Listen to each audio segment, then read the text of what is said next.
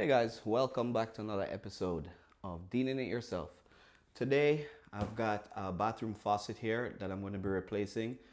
These were builder's grade faucets, and I'm going to upgrade them to something a little bit more modern. Stay with me in the video and I'll show you guys exactly how to do it.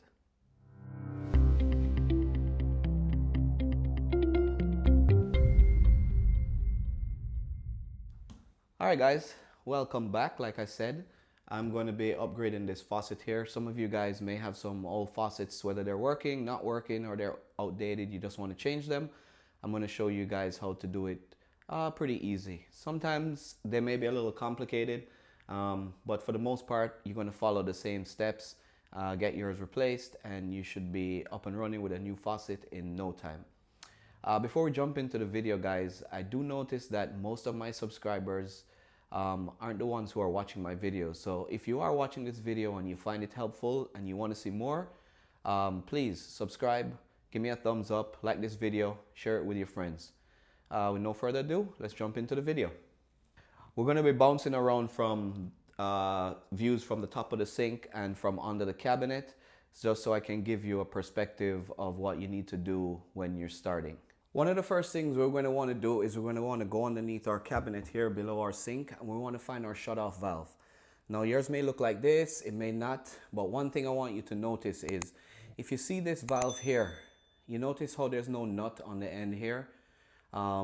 This one came like this installed from the builder, and it's basically attached to the valve. Now you're going to want to do one or two things when you have this type of valve. Either you want to remove this valve completely and change it. If you do, check out my video here. I'll show you exactly how to do it. If you don't want to do that, what you want to do is you want to find this end that's connected to your existing faucet, disconnect it, and when you put in your new faucet, you're going to have to get a coupling that goes to here from your new hose to connect to this. That's pretty much it as far as connecting your hoses. So let's go ahead, let's start the video. I'll show you guys what to do and how it looks underneath the cabinet.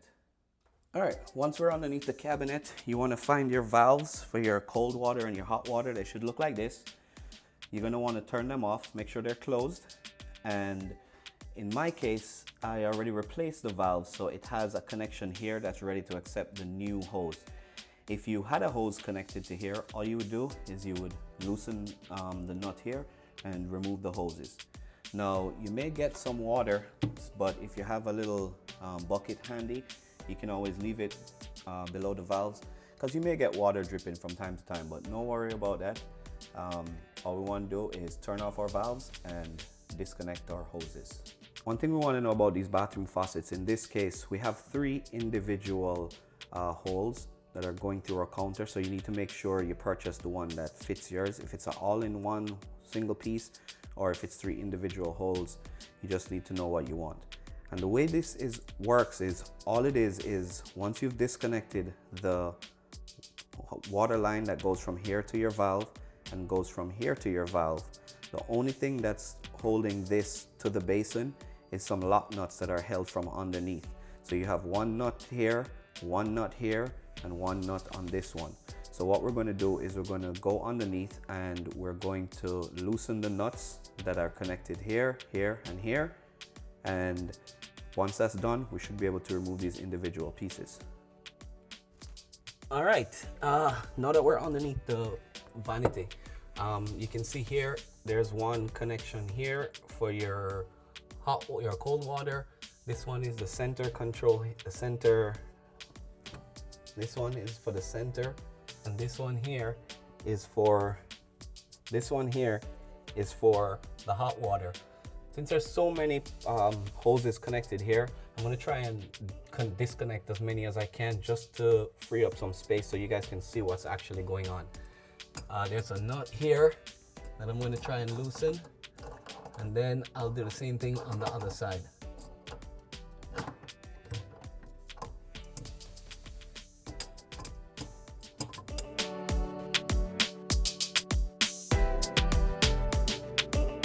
Next, we're going to try and disconnect this one here, but as you can tell, there's a rod in the way. Now this rod is only for the drain plug, the popper. that stops the drain. So what I'm going to do is disconnect it. It's just held in place along this sliding rod here. All you do is press this spring clip and slide it off, and then it's disconnected from here. To remove it from the entire sink, there's a nut on here that's clamped down onto the stem. So what we need to do is loosen this nut, and then we can slide the stem completely out.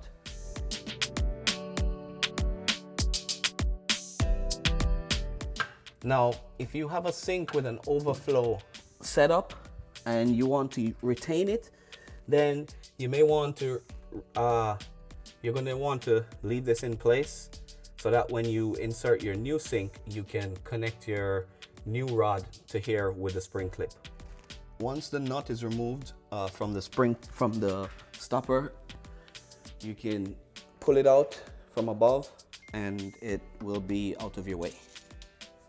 All right, so let's go ahead and see if we can disconnect as many of these hoses as we can.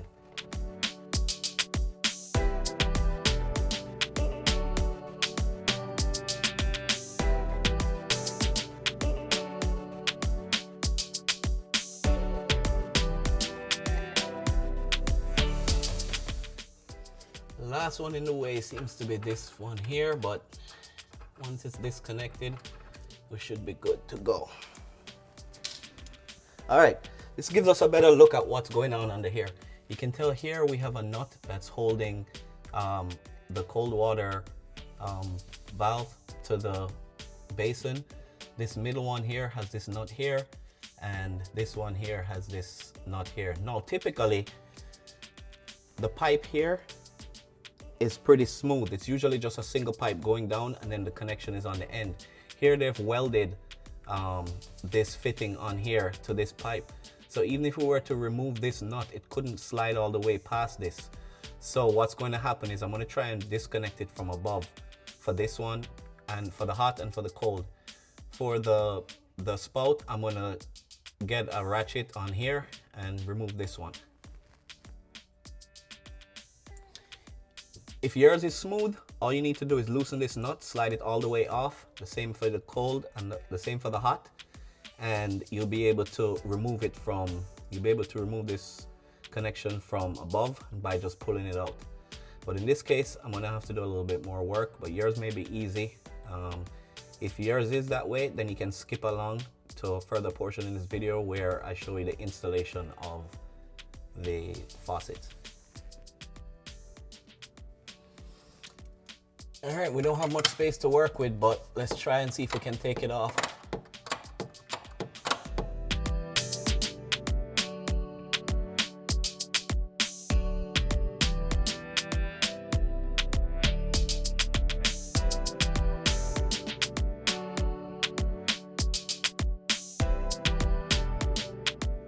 Be careful when you're taking these things off. Hold this in place. You don't want it falling in your face while you're working upside down. Seen that happen so many times, and it's not a pretty look. And there we go. Now that's removed, there's nothing holding the center faucet in place. So let's go up top and let's work on the faucets from above. All right, since we already loosened the center one, we can go ahead and it should just pull right out, as you can see. Pretty easy, nothing else holding it in place. It came out without much force. Now we can set that aside, and if you want to, you can use some time to clean up this putty that's around the opening that was there before. I like to use one of these tools. If you want, as usual, I'll leave a link in the description of everything that I use, but this is pretty easy to scrape everything off and to remove the putty that was there and give it a nice clean. We can take that out of the way. And if you have a nice cloth, we can go ahead, wipe that up, giving you a clean surface to work on when you're ready to put in the new one. All right. Now that that's out the way, we got to figure out these. Now what I do notice sometimes they come in two parts. you might be able to sometimes hold down, you might be able to, since they may come in two parts, you might be able to hold the base and twist this part here to remove it. That way it will be able to fall straight down once you're done. So let's see what we got here. I can feel it turning here. And as you can see here, it came right off without a problem. Now again, if it's held in place here, it's usually just putty that's holding it on. So as you can see here, they had some caulking and some putty. You can use the tool again to remove that. And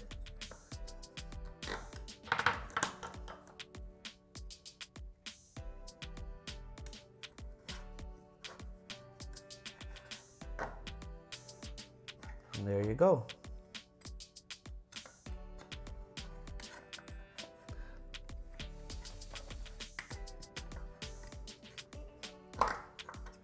Now,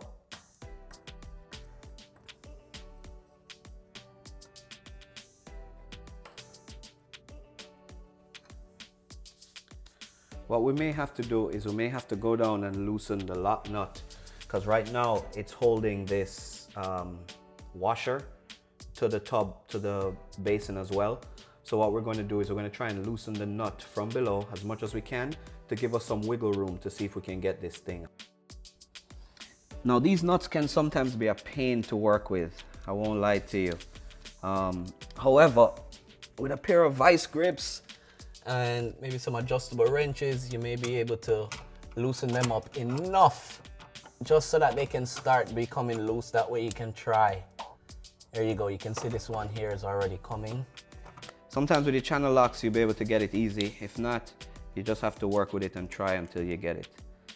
A lot of times, you know, this is essentially the hardest part of the faucet, is taking apart the old faucet. There are several issues that we may run into when we're working here. One of the things we want to make sure is that we take our time, and you know, as any DIY project goes, sometimes you have to do things a little bit more unconventional. So what I'm going to do is let's take a look up top and see if there's any other way we can get this thing out. Like we took off this one, we're going to do the same thing by trying to just twist this and see if we can go ahead.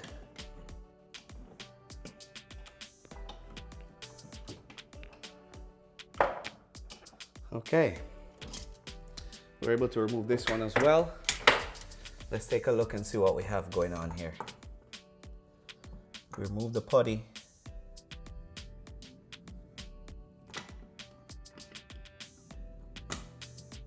Okay. So here's one thing that I noticed here. We have looks like it's a lock ring that's locked around the shaft of here. So what we can do is, if you have a pair of needle nose pliers, we can go ahead and try and grip it and lift it off of the chase. You may be able to grip it and twist it. Once you twist it and break it, you'll get it looking like this, and the valve will just fall back through and you can remove this plate here. Once you've done that, we'll just repeat the same process on the next side.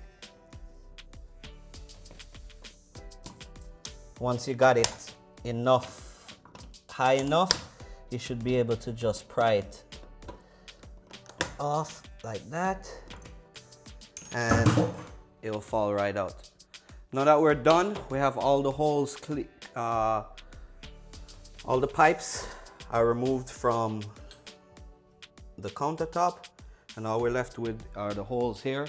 So the next thing we want to do is we just want to kind of clean up our area, get all this stuff cleaned up, and prepare to take our new faucet. Now most of these faucets go in the same way. They're going to have some sort of shaft that slides through each one of these, and it's going to have a threaded bolt that goes from the underside to catch it here, just like this one, just like the setup that was here before. However, the newer ones usually use a little bit better fastening mechanisms that are easily that are more easy to remove. So let's go ahead, get this cleaned up, and then let's unbox our faucet and see if we can install it. Now we have our new faucet here. Again, this is the centerpiece here. Once very familiar, like the old one here. We're gonna have a threaded clamp that goes from below here, and it's gonna be screwed on to here from below to hold it to the countertop. Now, the centerpiece here comes with a plate and it has a gasket here. If it didn't have this gasket, what I would do is I would put some plumber's putty just for a little bit of security, just to prevent any leaks getting from between the basin and getting underneath our sink. We can go ahead and slide our base plate on. Slide this through the hole.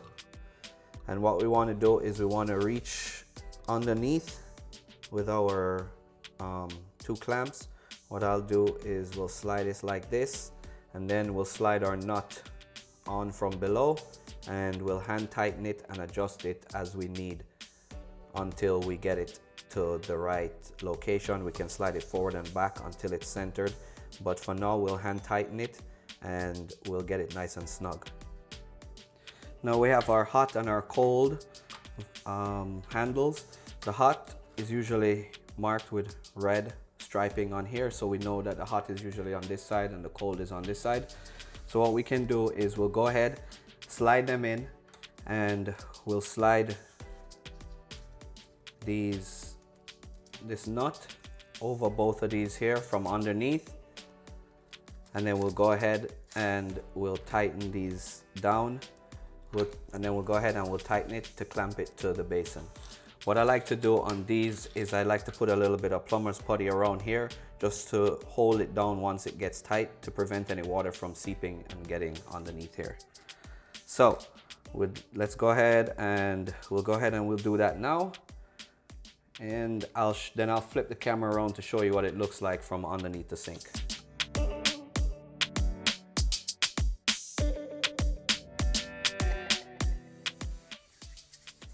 What I'll do is I'll roll up a little bit of plumber's putty just so that it fits around the hole, prevent any leaks.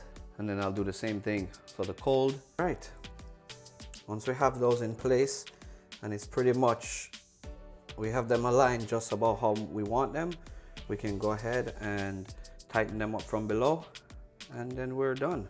Once we do our final adjustments, we want to try and get our plates as square as possible. So what I'm going to do is try and position it where I want it. Now we're back under the vanity. To finish it up, what we're going to do is we're going to slide these nuts around our pipes.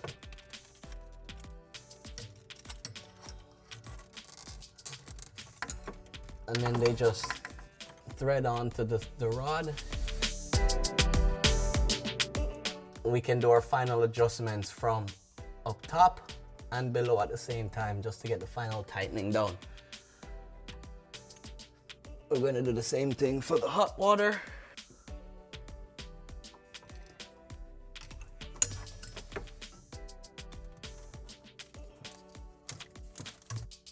And we just want it nice and snug to start so we can do our final adjustments from up top. Now, this system, like I said, yeah, they've gotten a lot better with their connections here. As you can see, we just need to snap this in. Once it's snapped in, we just need to connect one hose to this side. It snaps in. The other hose to this side. That's it. And now, all we have to do is connect our hot and our cold hose to the valves.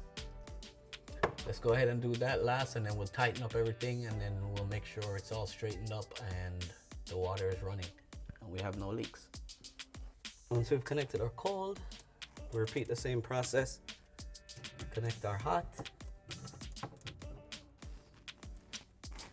We just want to get those nice and snug because you don't need to put any Teflon on these joints because they actually come with a little rubber gasket that will seal it up pretty nice. So once you've gotten it on, you just need to tighten both of these down till it's snug, and then give it maybe a quarter turn. No need to over tighten them. It's starting to get snug here, it's starting to get tight.